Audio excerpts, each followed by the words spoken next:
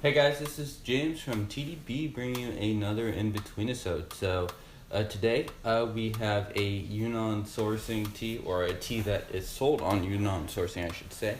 It's done by producer Chensheng Hao, and that is a fairly known brand in Pu'erh circles in China.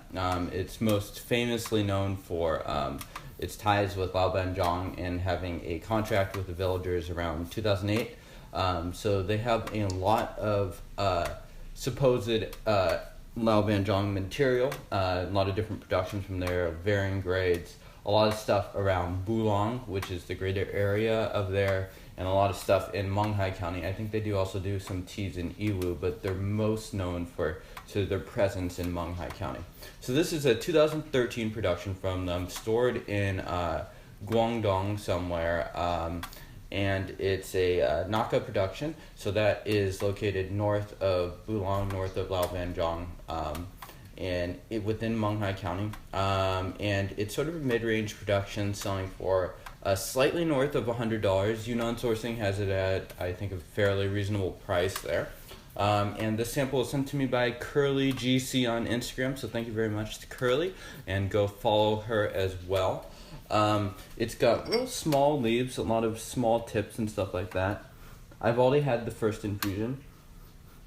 It sort of has a foresty, really sweet scent to it, sweet wood, some fruit to it. Kind of has this bursty sweetness that I've had in some Menghai County teas. I think they tend to be northern Menghai County as well. So cheers, guys.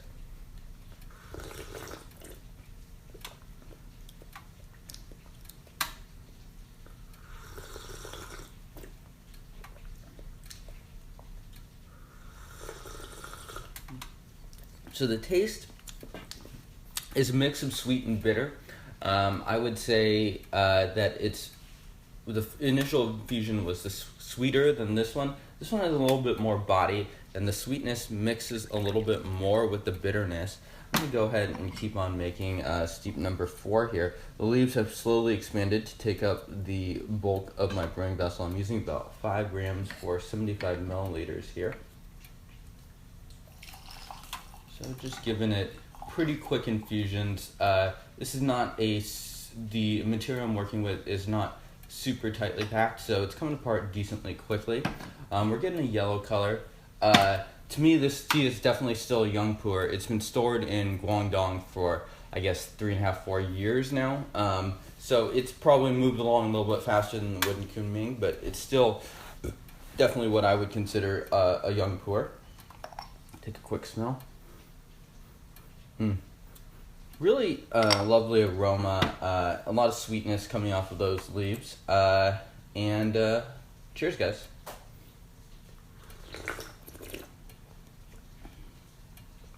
It's thicker again. It really has that like starbursty, like weird.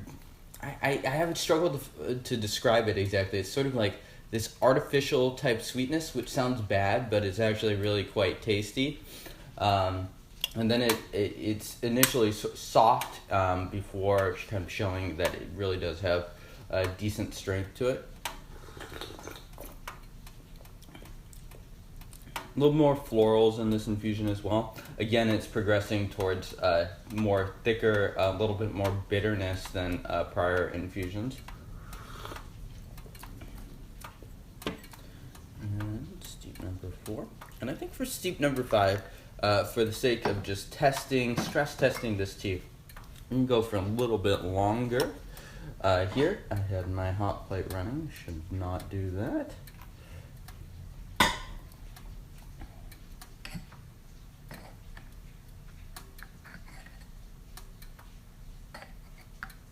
Alright, and this is kind of just to see what sort of the backbone of the tea is. Does it get awfully bitter? Might not be necessarily a terrible thing if we're trying to purposefully overbrew tea, just to see perhaps its aging potential and stuff like that. And cheers, guys.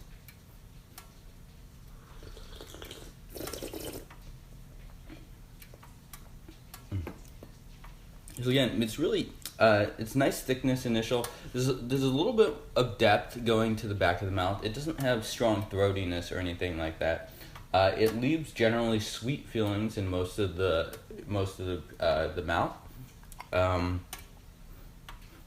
The aroma, I'd say, has changed a little bit, but it's been relatively constant, steep in to steep out.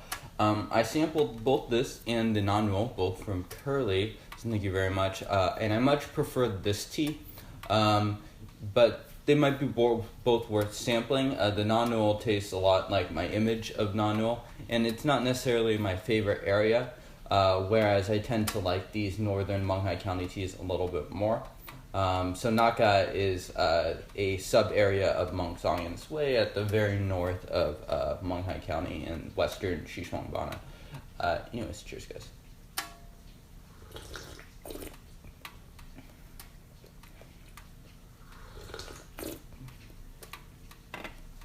Yeah, and let's just see, for experimentation's sake, how this stronger, allegedly, infusion comes out. The color wasn't that much darker, so maybe I should have used reheated water as well, but it's often hard to tell.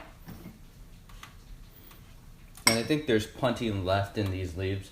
I've done one session with this previously, and it had pretty good longevity. I think it lasted maybe 12 infusions or so, which I consider to be totally sufficient for a tea of this.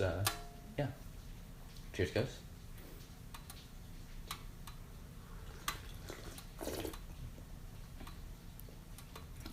So it's immediately more bitter.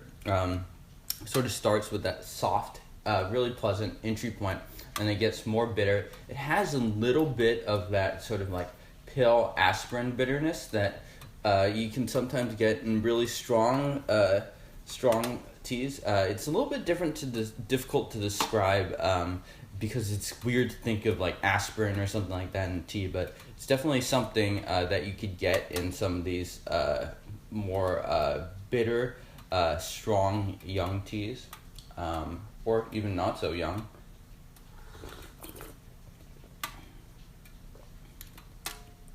And it's of the very productive sort of bitterness that converts into sweetness. So I pushed this tea a little bit for this tea. I'm definitely still enjoying this brew. I think it's quite tasty. It's not a brew that you would necessarily give to someone that hasn't had strong raw pu'erh before. But I think if you're drinking a bunch of young teas and stuff like that, this would be, if you drink a lot of young pu'erhs, that is, I think this tea is not overly aggressive at all. In fact, I think it's a good mix of strength and just pleasantness. So I think that just wraps up this Inbetweenisode. So thank you guys for tuning in. I enjoy this tea. I think I could recommend it. So go check it out at Scott's website, Yunnan Sourcing. Lots of different pu'erhs there. And we will see you guys next time. Cheers.